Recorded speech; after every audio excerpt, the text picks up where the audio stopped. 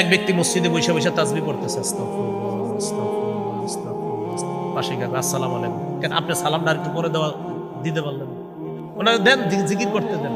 এই এক অসুস্থতা আমাদের। আজকে মাগরিবের পরে তেলাওয়াত করতেছে একটা ছেলে এখানে বসে, এর মধ্যে আমার গিয়ে আপনারা 5-6 জন সালাম দিতেছেন, একজন না তেলাওয়াত করতেছে, কেন আমার সালাম দিচ্ছেন?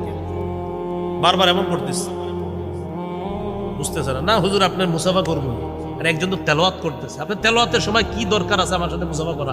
এখন শোনেন তেলাওয়াত, কষ্ট নিয়েন না। আজকে যে তেলাওয়াত হইলো যখন, অনেকে আমার সাথে মুসাফা করেন, কেন আপনি মুসাফা করার সুযোগ পান কিভাবে? ওই শুনতো তেলাওয়াত, আমিও শুনবো আপনিও শুনবেন। আপনি তো হুজুর, তো আমি হুজুরই শিখেছি, তেলাওয়াত করতেছে না, কোরআন শ্রেষ্ঠ কাজ চলতেছে, ওই হিসেবে মুসাফা করতেছে না। এটা আমি এই জন্য বললাম, কোরআন তেলাওয়াত যখন চলবে হুজুরে এটাও জিজ্ঞেস করেন না হুজুর কেমন আছেন, হুজুরও তেলাওয়াত শুনবে, আপনিও শুনবেন, জিজ্ঞাসা করবেন না। কোরআনের নির্দেশ, ইদা কুরিআল কুরআন, যখন কোরআন তেলাওয়াত করা হয়, পড়া হয়, ফাসতামিউ লাহু, কান পেতে শুনবা, ওয়ানসিতু, চুপ থাকবা। তো আমি আপনি চুপ থাকলাম কই? আসসালামু আলাইকুম, কেমন আছেন? আসসালামু আলাইকুম, ভালো আছেন? এটা কি চুপ থাকা হইলো? আর বলেন চুপ থাকা হয়েছে? তো এই না কোরআন তেলাওয়াত করতেছে। এই জন্য কোরআন তেলাওয়াত যখন শুরু হবে কোনো মাহফিলে, বাস আপনারা আমার মহব্বতের, আমিও আপনাদের মহব্বতের দাবি, কোনো মাহফিলে তেলাওয়াত শুরু হলে যে যেখানে থাকবেন ওই অবস্থায় তেলাওয়াত শুনতে যাবেন, বাস শুনতে থাকবেন।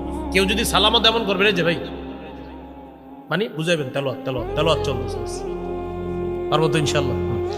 এই সবচেয়ে গুরুত্ব দেওয়া এই বিষয়গুলো, আল্লাহ তৌফিক দান করেন। তাহলে এই রমজানটা কেন্দ্র করে আজকে থেকে আপনারা প্রতিজ্ঞা করেন যে ইনশাল্লাহ আমি, আল্লাহ যেন আমার শাবানে বরকত দেয়, আর রমজান পর্যন্ত যদি আল্লাহ আমার যেন হায়াত তৈবা দান করেন, দোয়া করবেন প্রত্যেকে। এরপরে আপনি নিয়ত করে ফেলবেন না আজকে থেকে আমি অনর্থক কথা বলা ছেড়ে দিব, কারণ অভ্যাস যদি থাইকা যায়, ওই যে বলছি আগে, অভ্যাস থাকলে রমজানেও থেকে যাবে। আজকে থেকে অভ্যাস করেন, আমি আজকে থেকে অনর্থক কথা বলবো না, আজকে থেকে আমি ঝগড়া করবো না, আজকে থেকে আমি নফল নামাজ বেশি পড়বো, আজকে থেকে আমি টিভি রিমোটটা হাতে নিব না, আজকে থেকে আমি মোবাইলটা কম চালাবো। অভ্যাস যা করবেন রমজানে গিয়ে সেটা থাকবে। বুঝে আসছেন ইনশাল্লাহ? অনেকে কি করে, ভাই রমজানটা আইসা পড়তেছে, যা করার কইরালই, মানে রমজান আর করবে না, এইরকম করেন না। আজকে থেকেই গুনাহ ছেড়ে দেন, যে আজকে থেকে আমি অনর্থক কথা বলবো না, আজকে থেকে আমি মোবাইল বেশি চালাবো না, আজকে থেকে আমি টিভি রিমোট হাতে নিব না, আজকে থেকে আমি নফল বেশি পড়বো, আমি শাবান মাসে কিছু বেশি রোজা রাখার চেষ্টা করব। অভ্যাসটা ভালো করেন, রমজানে গিয়ে ভালো অভ্যাসটা থেকে যাবে ইনশাআল্লাহ। আল্লাহ তৌফিক দান করেন।